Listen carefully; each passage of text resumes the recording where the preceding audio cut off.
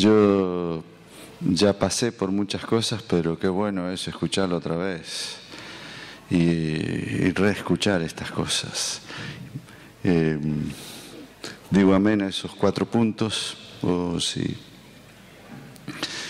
También que el mover de Dios que estamos, yo creo que estoy bajo un mover del Espíritu Santo, que el diablo quiere soplar y quiere apagar y echarle agua.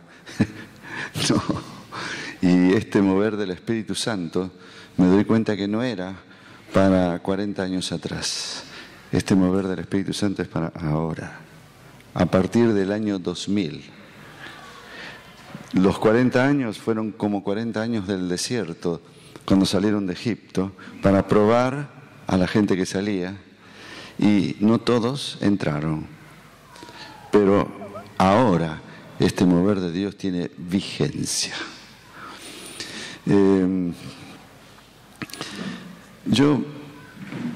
Me pidió Diego que comparta algo sobre uno de los padres más impactantes para mí de la Biblia y poder aportar a lo que dijo Dani respecto a ser los padres que forman hijos y que tienen hijos que son siervos de Dios, nada menos, hijos siervos de Dios. No basta hijos que vayan a la iglesia, que se bauticen, no, que sean siervos de Dios. Y miren lo que dice Malaquías, capítulo... Malaquías es el último libro del Antiguo Testamento. Y fíjense en el último libro del Antiguo Testamento y en el último capítulo. Y en los últimos 2 versículos. Yo os envío al profeta Elías antes que venga el día de Jehová, grande y terrible. Él hará volver el corazón de los padres hacia los hijos y el corazón de los hijos hacia los padres. No sea que yo venga y castigue la tierra con maldición. Miren cómo termina el Antiguo Testamento. Termina con el tema de padres e hijos. Y terminan con una maldición. No todos los libros siempre terminan con un final feliz. Este no. Y el Antiguo Testamento termina ahí. Y este profeta Elías es nada más ni nada menos que Juan el Bautista, que Jesús reconoce. Dice, esta profecía ya está cumplida, porque el profeta vino en Juan el Bautista y ustedes no lo reconocieron. Y valora Jesús a Juan el Bautista. Y dice, entre los nacidos de mujer no se levantó otro mayor que Juan el Bautista. Y uno de los padres que más me impacta fueron los padres de Juan el Bautista. Y están en Lucas, Evangelio de San Lucas. No habla mucho, pero habla lo justo. Capítulo 1, ahí aparece brevemente, pero concretamente definida, la actuación de los padres de Juan el Bautista para llegar a tener e influir en la vida de su hijo como estos influyeron. Dice el versículo 5, hubo en los días de Herodes, rey de Judea, un sacerdote llamado Zacarías, de la clase de Abías. Su mujer era de las hijas de Aarón y se llamaba Elizabeth. Ambos eran justos delante de Dios y andaban irreprensibles en todos los mandamientos y ordenanzas del Señor, pero no tenían hijos, porque Elizabeth era estéril y ambos eran ya de edad avanzada. Y aconteció que ejerciendo Zacarías el sacerdocio delante de Dios, según el orden de su clase, le tocó en suerte entrar conforme a la costumbre del sacerdocio en el santuario del Señor para ofrecer el incienso. Toda la multitud del pueblo estaba afuera orando a la hora del incienso. Entonces se le apareció un ángel del Señor puesto de pie a la derecha del altar del incienso. Y al verlo, Zacarías se turbó y lo sobrecogió temor. Pero el ángel le dijo: Zacarías, no temas, porque tu oración ha sido oída, y tu mujer Elizabeth dará a luz un hijo y le pondrás por nombre Juan. En primer lugar, quiero destacar la particularidad de este matrimonio. Eran sacerdotes. También los pasajes que leyó Dani en el Antiguo Testamento hablaba de los hijos de Elí, sacerdotes. Y aquí la esposa de Zacarías, Elizabeth, era descendiente de Aarón, que fue el primer sumo sacerdote que tuvo Israel. Había en su sangre esto, eran sacerdotes.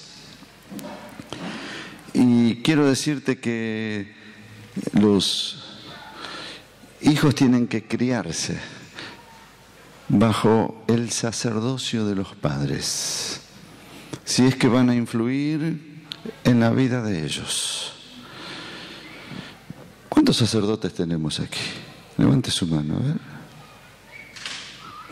Los que no son sacerdotes no la levanten, por favor. Otra vez. Bueno, la palabra nos dice: al que nos amó y nos lavó de nuestros pecados con su sangre y nos hizo reyes y sacerdotes para Dios. Sepas o no sepas, sos un sacerdote, una sacerdotisa.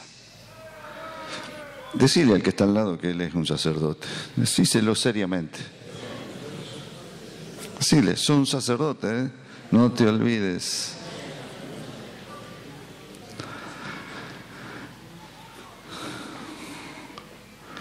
Miren lo que dice Oseas, después volvemos a Lucas.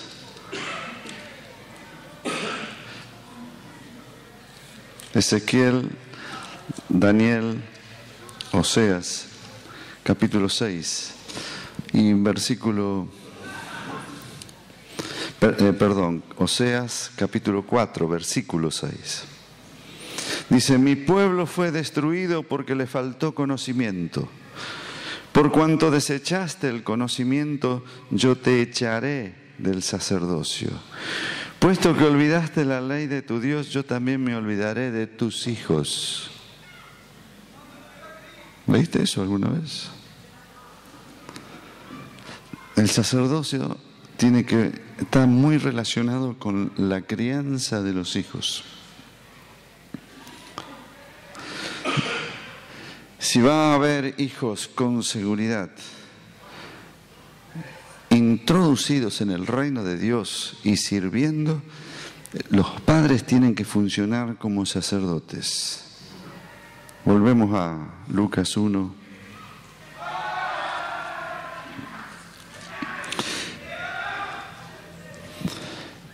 Un sacerdote o los sacerdotes está sacado del Antiguo Testamento. Ahí comienzan la función del sacerdocio.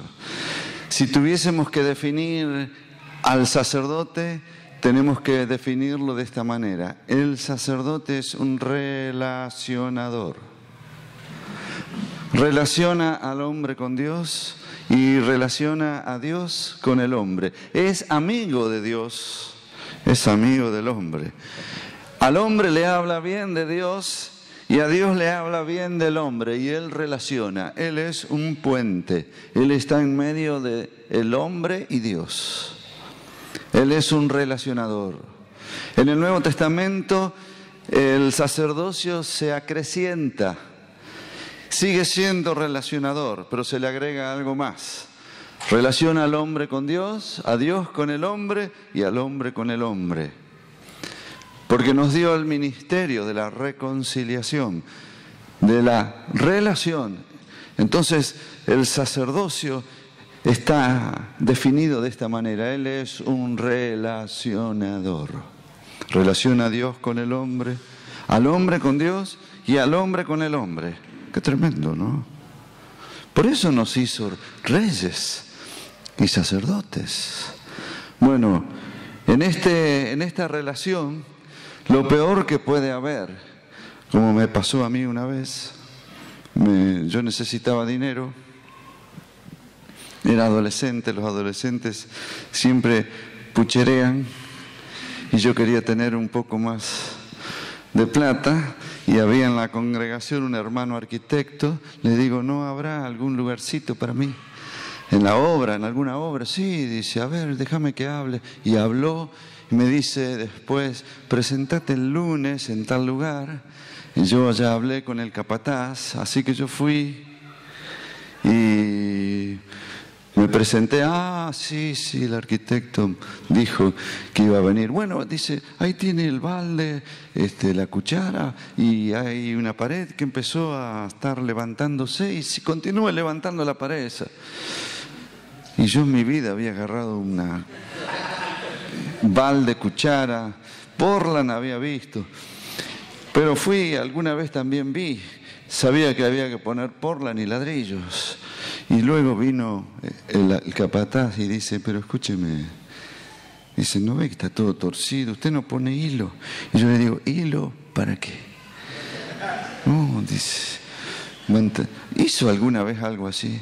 No, dice, vaya abajo y vaya y haga mezcla. Mezcla, bueno. Sabía que llevaba cal, arena, Portland y agua, eso sí sabía. Cuando llegué ahí abajo, ya estaba la cal, la Portland y el agua y la arena ahí, y el agua se salía. Entonces yo me dediqué a que no se saliera. Y entonces vino el capataz, me dice, ¿qué está haciendo? Se sale toda el agua, le digo. Me dice, ¿hizo alguna vez mezcla?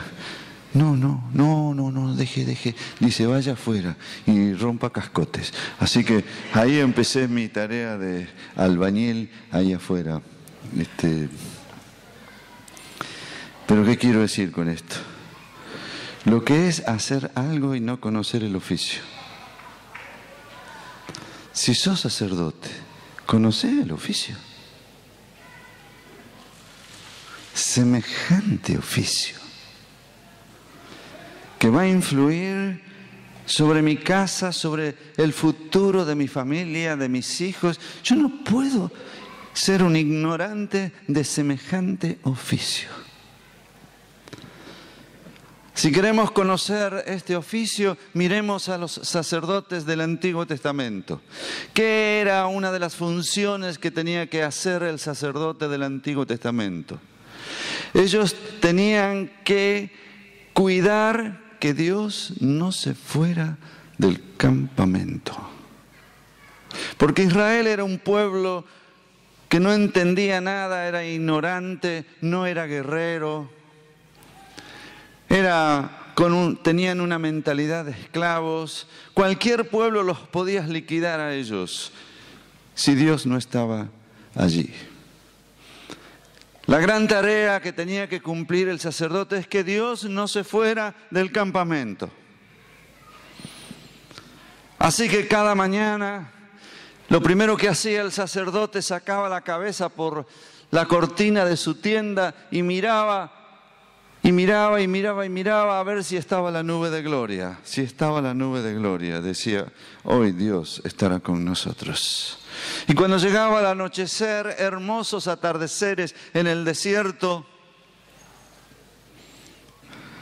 miraba hacia el tabernáculo de reunión y miraba a ver si estaba la columna de fuego. Y si estaba la columna de fuego, él sabía que toda la noche Dios iba a estar con ellos. Esta era la gran función, que Dios no se vaya del campamento. Una de las funciones que deben tener los padres es esta, que Dios no se vaya de la casa. Dios no se va de ningún lado porque no puede irse, no tiene a dónde irse, porque todo es de Él y Él llena todas las cosas. Pero Dios deja de manifestarse. Los sacerdotes tenían que cuidar que Dios y su manifestación estuviese allí claramente. Entonces Dios llama a Moisés y le dice a Moisés: mira, yo no quiero irme del campamento, pero por favor guarden estas 10 cosas. Y le da los mandamientos. ¿Qué dice el primer mandamiento? No tendrás dioses ajenos delante de mí. No te inclinarás a ellos. No te harás imagen. Y no tomarás el nombre del Señor tu Dios en vano. Y guardarás el día de reposo para santificarlo. Honrarás a tu padre y a tu madre. No robarás, no matarás, no mentirás y no codiciarás nada que tenga tu prójimo. Y Dios le dice: si ustedes cumplen esto, yo no me voy. Así que haz cumplir esto. Así que esta fue la gran tarea que tenían los sacerdotes. Pero el pueblo creció y cuando ya estaban cerca de la tierra prometida, el pueblo ya era miles y miles. Algunos dicen 2 millones, mucha gente. Y Dios le dice que esto lo hablen con los padres de familia. Así que el sacerdote vino, reunió a los padres de familia porque ellos no podían alcanzar a todos. Y algo que dijo Dani recién.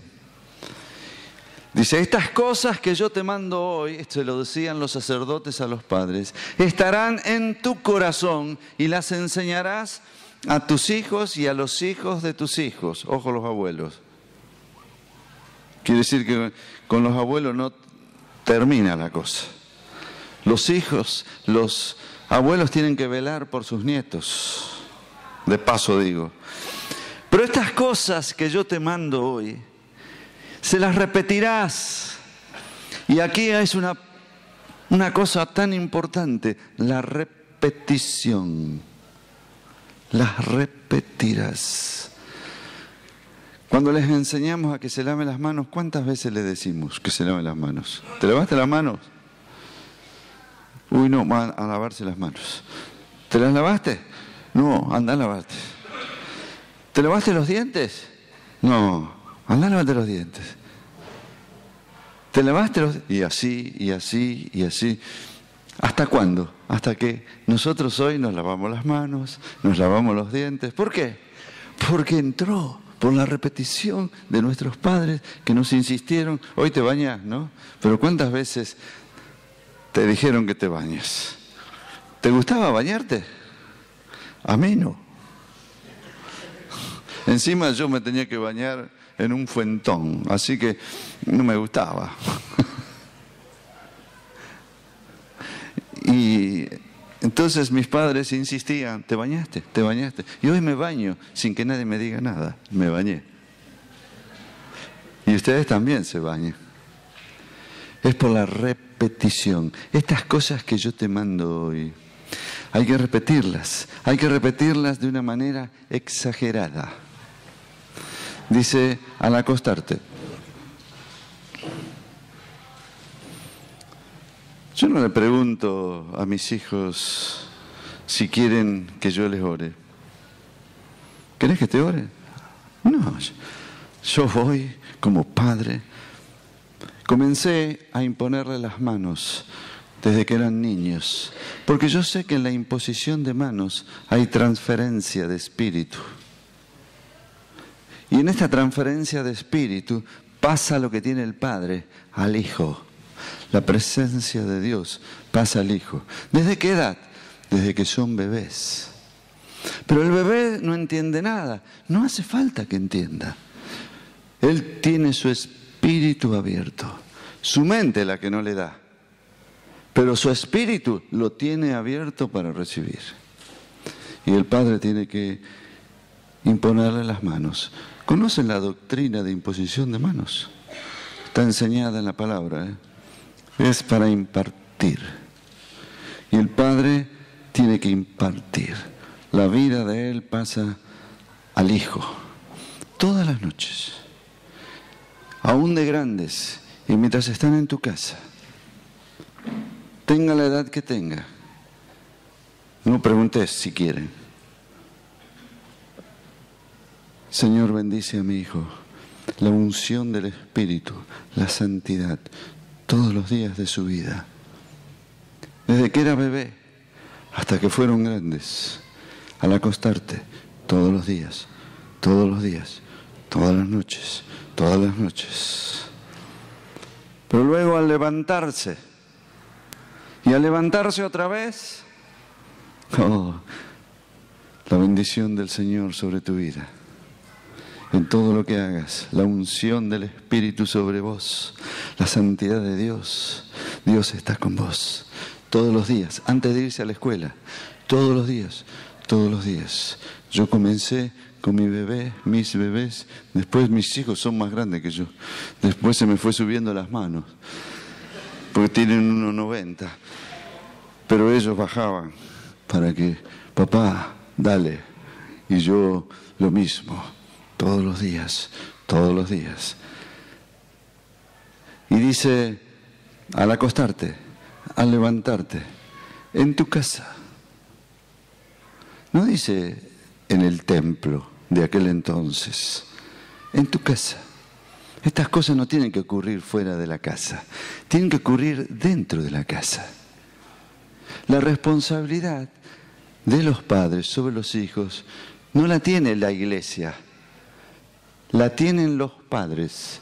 Los padres nunca pueden llegar a decir, miren, a mí mi hijo se apartó porque ustedes trataron mal. No, mi hijo se apartó porque no actuaste bien vos. Yo puedo decir esto porque mañana me voy.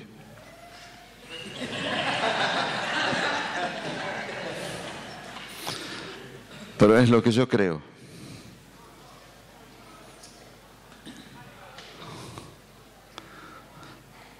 Al acostarte, al levantarte, en tu casa. Mi casa, nunca tuvimos culto familiar, porque todo el día era un culto. Todo el día estaba Dios presente. Todo el día era hablar de Él. Y no estoy en contra del culto familiar, que es tan precioso. Alguna temporada pusimos estos cartoncitos con los textos y lo leíamos cada uno antes de comer, y fue hermoso, bueno, a ver qué te toca a vos, a ver qué dice el tuyo. Fue algo hermoso, pero Dios, todo el día era buen motivo para dar gracias, para orar. Dios llenaba, la presencia de Dios. El sacerdote tiene que cuidar que Dios no se vaya de la casa. Cuando Dios se va de la casa. Por eso estos datos que Él da, estos mandamientos, son mandamientos concretos, definidos. Al acostarte, al levantarte, en tu casa, en el camino, quiere decir fuera de la casa. El padre tiene que salir con el hijo. Y no especifica la edad que tienen que tener los hijos, no, se ve que abarca todos los años. Mientras el hijo está en la casa del padre, y el padre tiene que estar con el hijo, en el camino. Nos decía Dani cómo nuestros hijos cada vez la situación cultural lo aleja más y más de los padres. Pero el padre tiene que estar con el hijo desde pequeño, tiene que aprender, tenerlo upa, tiene que sentir la masculinidad del padre, la feminidad de la madre, tiene que sentirla, los brazos, tienen que sentirlo, percibirlo los hijos. Después los padres tienen que aprender a jugar con ellos. Hoy no se juega tanto, no sé, en Rosario todavía juegan a las bolitas. ¿Acá juegan a las bolitas? ¿Juegan? No, acá están con el cosito.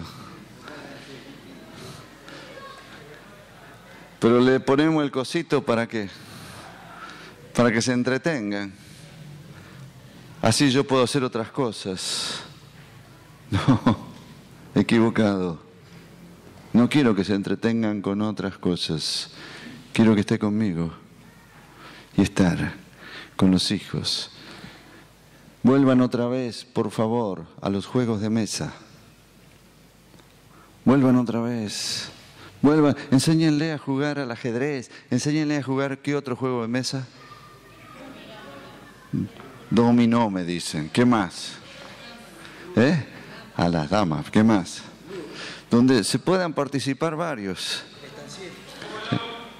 Sí. Volvamos otra vez a jugar en familia.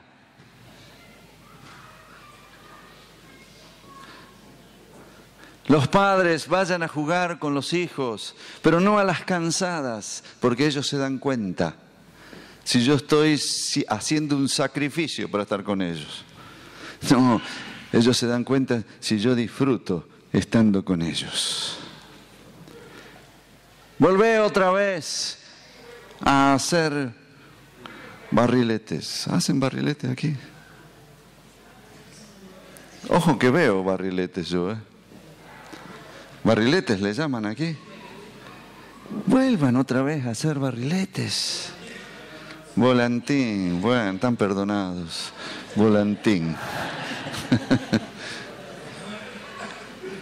Y el padre va con el barrilete y va y le dice al hijo, hijo, te voy a enseñar a cómo se remonta esto. Y hace, y el padre lo remonta. Y el hijo le dice, papá, dame un poquito. Espera, hijo.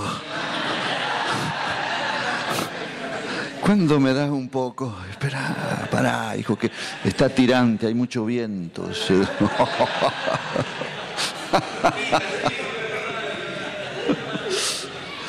Dame un poquito, bueno, un poquito. Bueno, ya está, dice.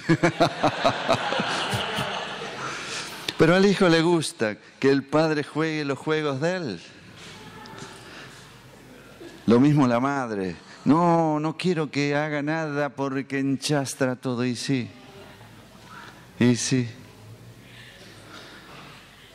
Pero permití que haga esas cositas. En la cocina, permití. En el camino, estando con él. Estando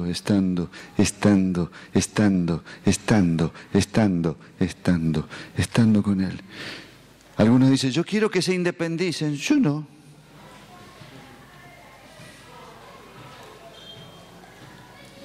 No lo podés tener en una burbuja.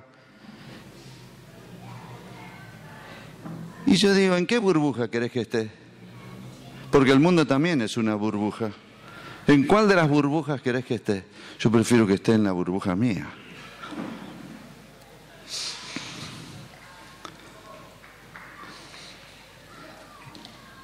Porque es un encanto llevarlo.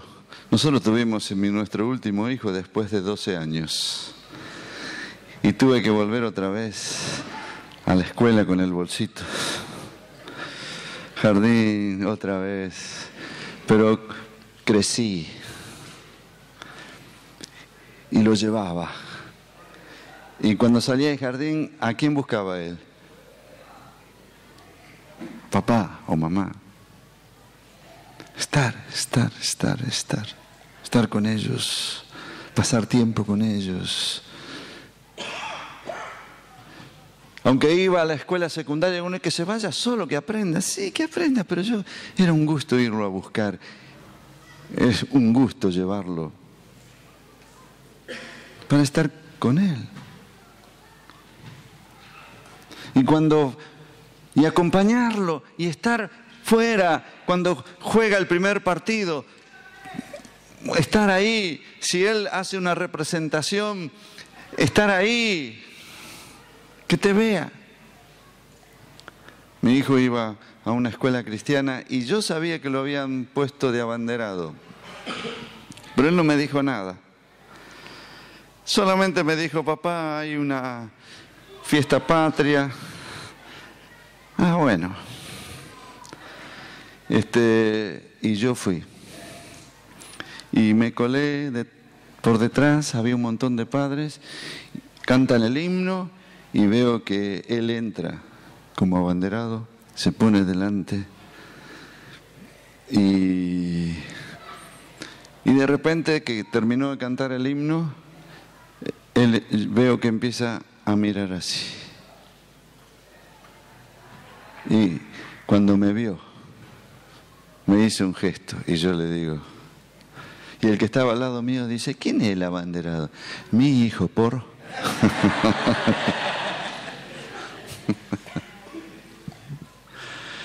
Oh, los hijos.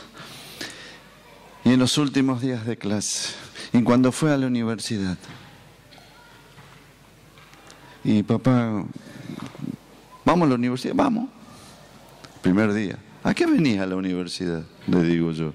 Y él me dijo: vengo para extender el reino de Dios y de paso tener un diploma. Bueno, no me pareció mal. Estaba claro. Y un día lo llevé a la universidad. Me dice: papá, ¿no querés entrar al salón donde yo estoy? Bueno, todos chicos, todos muchachos. Y él me llevó al salón, segundo piso de la universidad. Me dice: pasa, papá. Y pasé al salón. Me dice: sentate acá me siento yo. Bueno, me senté. Aparecieron algunos amigos. Este es mi papá. Estar. Me acostumbré a salir una vez por semana con cada hijo. Pero no para sermonear. No. O tomar un helado, o una pizza, y escuchar, más bien escucharlo, para saber dónde estaba. ¡Oh, qué tiempo hermoso! Y todavía algunos que ya están todos casados me dicen: papá, ¿cuándo vamos a salir otra vez? Y a veces salimos. Y el mayor, tiene 42 años, se le fue la coyuntura a vivir a otro lado. Me dice: papá, ¿no nos podemos ver nosotros? Bueno. Y nos vemos los días miércoles. Y yo hago como la coyuntura de él. Estar en el camino. Estando en el camino. Pero también dice la palabra, dice: al acostarte, al levantarte en la casa, en el camino. Y dice: y las pondrás en tu mano. ¿Cómo dice? Escribirás estas leyes y las atarás a tus manos. Yo me imagino, porque eran correitas donde tenían los mandamientos y le ponían las manos y esas correitas algo le hacía, y por allí el nenito agarraba a uno y tironeaba, y cuando aprendía a hablar dice: papá, ¿y qué dice ahí? Acá no matarás. ¿Y acá? Honra a tu padre y a tu madre. ¿Y acá? No adulterarás. ¿Qué es adulterar? Y hablaba. Era para que el nene le preguntara, pero también la tenía que tener como frontales entre sus ojos. Así que el padre estaba, o sea, el sacerdocio tiene que ser llevado a cabo con intensidad. Él es un relacionador, cuida que la presencia de Dios no se vaya, pero con una intensidad. Y también dice, y las escribirás en los portales y en las puertas estas cosas. ¿Por qué en los portales y por qué en las puertas? Para que nada que no concuerde con la palabra entre a la casa. Los padres tienen que saber quiénes son los amigos de su hijo, porque van a influenciar sobre la vida de ellos. En la casa no puede haber malas palabras. Los 10 pecados tienen que estar claros en la casa, cuando se enseña esta parte de puerta, camino y meta. No puede entrar nada, ni siquiera por internet, ni por televisión. Los padres tienen que cuidar porque trabajan la mente de los hijos. Todo tiene que estar acorde a estas palabras que están en los postes y en las puertas de las casas. Por eso, ahora, esto es un trabajo de sacerdocio sobre los hijos. No es solamente criar, ¿verdad? Quiero mostrarles a un sacerdote consciente de su trabajo. Miren Job, capítulo 1. El libro de Job es un libro que no se sabe exactamente cuándo se escribió. Algunos piensan que se escribió en el periodo entre el Antiguo y el Nuevo, pero es un libro que nunca menciona a Israel, no menciona la ley de Dios, no menciona a Moisés. Entonces se piensa incluso que es un libro escrito antes de los otros libros del Antiguo Testamento. Pero este hombre conocía a Dios. Job capítulo 1, versículo 4.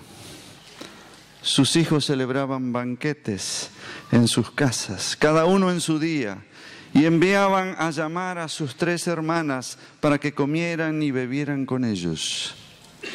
Y sucedía que una vez pasados los días de turno, Job los hacía venir y los santificaba.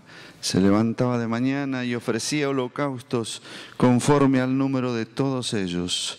Porque decía Job, quizá habrán pecado mis hijos y habrán blasfemado contra Dios en sus corazones.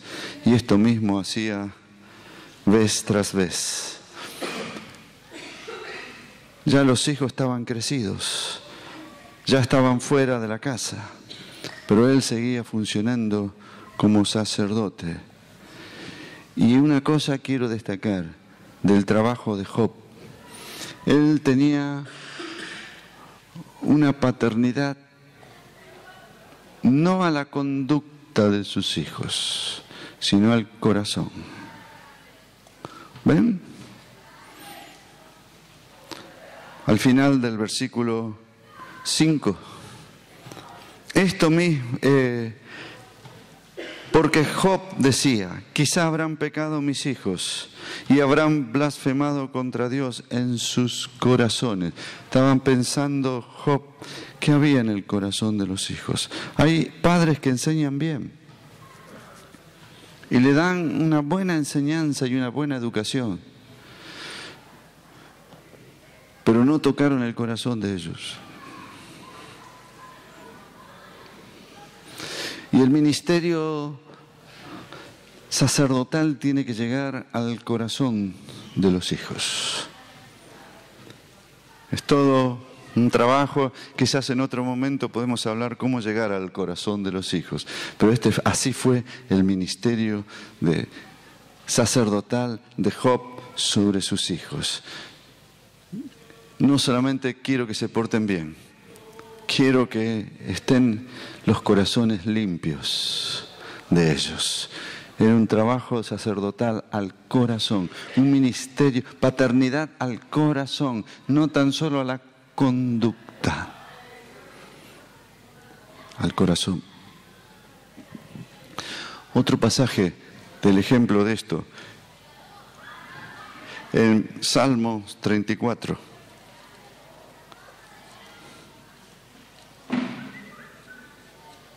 Salmo 34. Aquí es un padre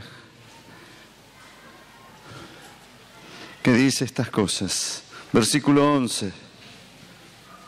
Mire cómo le enseñaba el Padre. Versículo 11. Venid, hijos, oídme. El temor de Jehová os enseñaré. Te voy a enseñar matemática, hijo.